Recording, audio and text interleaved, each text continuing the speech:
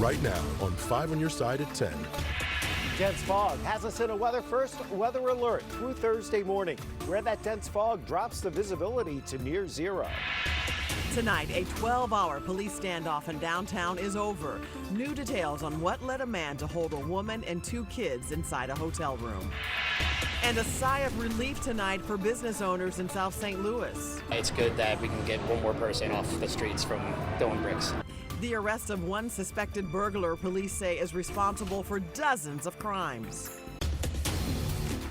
We start tonight in a weather alert. Dense fog continues to blanket the bi-state, making visibility difficult. Good evening, everyone. I'm Kelly Jackson. And I'm Mike Bush. We still have several hours before the fog burns off and more rain moves in. So let's get straight over to Chief Meteorologist Scott Connell with that weather first forecast. Well, we are talking about visibility problems, right? It's about travel. Later tonight through tomorrow morning, it's a problem. You can see, looking here from our camera by City Park, down back towards the arch, how the clouds just kind of settled right in over the city, dropping down. And when those clouds drop close to the ground, our visibilities tank. And we've seen that happen off and on throughout the night. And the greatest problem, of course, is with travel, and it's varying. Right now, Scott Air Force Base, we've seen that visibility jump around from 1/4 mile to 5 miles at times. So when you're driving along, all of a sudden your visibility just goes down to nothing, and you've got to slow down and take it easy. So this is going to continue to happen through the overnight hours into tomorrow morning. Travel concerns, that's the impact, because you'll run up on visibility dropping to 1/4 mile, maybe close to zero. Use your low beam headlights, reduce your driving speed, give yourself some extra time. That's what it looks like in North County right now. Sure, we've got a couple of blocks visibility in Florissant at this hour, but that cloud's not far off the ground. That fog continues through tomorrow morning. Rain for Thursday, and again on Saturday. We'll talk about the sunshine returning next week in just a few minutes, Mike. And remember, you can get the weather first forecast anytime. Just text the word weather to 314-425-5355. We'll send it straight to your phone. Now to a developing story we've been following all day and evening. Just a few hours ago, a hostage situation at a downtown St. Louis hotel ended. Police say a man took a woman and 2 children hostage early this morning at the Drury Plaza Hotel. That's located just steps away from the arch of the Gateway Arch. 5 on your side's Robert Townsend joins us live outside the hotel. Kelly and Mike, tonight all is quiet outside this hotel and here in this downtown area, but hours ago the standoff shut down streets and no doubt gave a woman and her 2 children the scare of their lives. It started bright and early, just after 5 Wednesday morning in the heart of downtown St. Louis. Our dispatch received a call from a child inside the Drury Inn Hotel. The little boy told police he and his brother were locked in a hotel bathroom on the 2nd floor and a man was fighting with their mother. Police called the woman and man acquaintances. The male then got on the phone and he stated that he was armed with a weapon. Police officers and SWAT team members moved in, blocked off nearby streets, and surrounded the area near 4th and Broadway. Armed officers were on the ground and in the air in cherry pickers, keeping close eyes on every minute of the hostage situation. They say the suspect also had a gun. We've been in contact with the male subject and are making every effort to bring the situation to a peaceful resolution. At this time, the incident is contained inside the hotel room. Police evacuated nearby hotel rooms and said there was no threat to the public. A little nervous, but I know the police are professionals. I hope they get their job done. The clock kept ticking and the tense moments kept unfolding. About an hour after the hostage situation began, police say the man released the 6- and 8-year-old children. They were in good hands after that with family. Hours later, Our negotiators were able to negotiate the safe release of the hostage at approximately 3:40 p.m. She's doing well. Everyone's doing well. finally, after nearly 12 hours, police say the man surrendered. They put him on a stretcher and rushed him to a hospital for a psychiatric evaluation. Our negotiators are very well trained, and they got a good rapport with our suspect and then finally got a good outcome. Police say the mom and her children are from the St. Louis area. They also tell us that they recovered a gun from that scene. Live downtown, I'm Robert Townsend, 5 on your side. Take a look at this man. He's wanted for last week's shooting and police standoff in Glasgow Village. 21-year-old Anthony Hill Jr. is charged with assault first degree and armed criminal action. Last Thursday, SWAT team members stormed a home on Cameron Road after about an 8-hour standoff, but Hill was not inside. If you see him, you're asked to call police. A man has been arrested in connection with break-ins at more than 16 different businesses, many of them in South St. Louis. 5 on your side's Laura Barczewski talked with several managers who are so relieved this person is now behind bars. Laura. Yeah, Kelly, and many of these businesses are family owned and were hit more than once. The most affected business was this Family Dollar here on Southwest, getting hit the most times.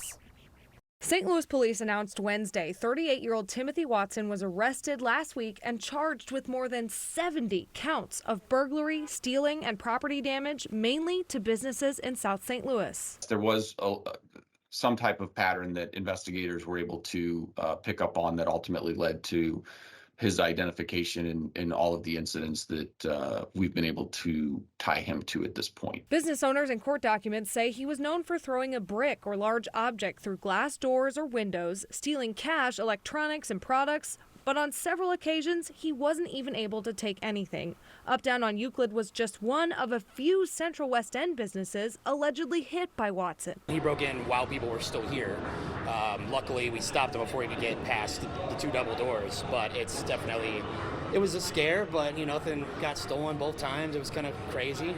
Just brick through the window, Over the last 15 months, police say he hit 16 businesses and is suspected in 27 different incidents. The most recent string of break-ins were on Watson Road, including Series 6 and Pint Size Bakery and Coffee. Police also connected him to incidents in the Southwest Garden neighborhood, where he's accused of hitting the Family Dollar 8 different times, stealing mainly cigarettes. An employee there wanted to conceal his identity for safety reasons. I am very relieved because we've had a lot of product taken out the store, as well as we've kind of had some issues with questioning safety measures because we had a lot of break-ins over the years. Police say Watson has caused tens of thousands of dollars in property damage. I know times are tough, but that's just not the way to go about, trying to take care of yourself and get what you need or get what you want. There are other ways out there to get yourself some help. Now, police say Watson is likely connected to several other incidents in St. Louis County as well, and he is currently in jail being held without bond. Reporting live from St. Louis, Laura Barczewski, 5 on your side. Tonight, Starbucks is responding to a wrongful termination lawsuit filed by a former St. Louis worker. 20-year-old Michael Harris restrained a would-be robber last month at the South Grand location near the SLU campus. He says weeks later, he was fired. They didn't really give me a reason why I was terminated. They just told me I was, and I just had to accept it. Statement to 5 on your side. Starbucks says all workers are expected to follow its policy and training on armed robberies. It reads in part of that training includes armed robbery scenarios where partners are asked to comply with demands and to avoid doing anything or saying anything that can escalate the situation. Tonight, a new report shows a St. Louis nursing home endangered its residents after it abruptly closed last month. The report from the Missouri Department of Health and Senior Services found the 47 of 174 residents moved from Northview Village were unaccounted for. It also shows the owners decided not to cover payroll on the day it closed the facility. Those workers still have not been paid. Congresswoman Cori Bush is calling for a federal investigation. Tonight, Missouri Governor Mike Parson is calling for higher pay for teachers and state workers. He delivered his final State of the State address today. Our political editor, Mark Maxwell, went to Jefferson City, where Parson's speech was met with some applause and some pushback. The state of our state is stronger than it has ever been. Governor Mike Parson said he'll leave the governor's office in better shape than the one he inherited. We close the chapter on scandal and begin a new direction. In his final year in office, Parson endorsed an idea that has long languished on the Democratic wish list. Our state is in a critical need of quality early learning programs. Minority Leader Crystal Quaid issued the Democratic response. We want to see bills on these issues hit the governor's desk, and we'll do our part to make that happen. Parsons celebrated Republican wins, too. We have fought the fight for life and reduced the number of abortions in our state from 8,000 annually to 0. That's where Quaid noticed something missing from the speech. The Republican push around going after the initiative petition. One person, one vote. If we're going to talk about people first, then they should have a voice at the ballot box. As abortion advocates campaign to legalize abortion, some Republicans are rushing to rewrite the rules to make that harder in an election year where some of Parsons' picks will be on the ballot, too. Parson used his platform to promote his picks for top jobs like Attorney General Andrew Bailey, St. Louis Circuit Attorney Gabe Gore, and Lieutenant Governor Mike Kehoe, who's running to replace him. And in November, change is coming. Quaid wants to be governor, too, and said if Democrats were in charge, we could eliminate the grocery tax to help struggling families. We could help small businesses expand and thrive. We could take rural hospitals off the endangered species list. Parson delivered that speech in the House, but now it's on to the long slog in the Senate, where his calls to raise teacher pay and expand child care face steep odds of survival when so many senators see their final year as a launch pad to higher office. Reporting in Jefferson City, Mark Maxwell, 5 on your side. Parson also endorsed a push to pass tougher criminal penalties for anyone who exposed kids to fentanyl. From prisoner to proprietor. Work hard every day. Make sure you get up and go out and grind. The local program helping former offenders with a business plan to become leaders of the community. She needed an OB but had to settle for a QT. The labor emergency and icy conditions when baby told mom to get your skates on. Fortunately, no ice here now, but that fog is awfully thick for many folks. Weather First weather alert continues as the fog is expected to slow your Thursday morning commute. Plus, when the sun finally pops from behind the clouds.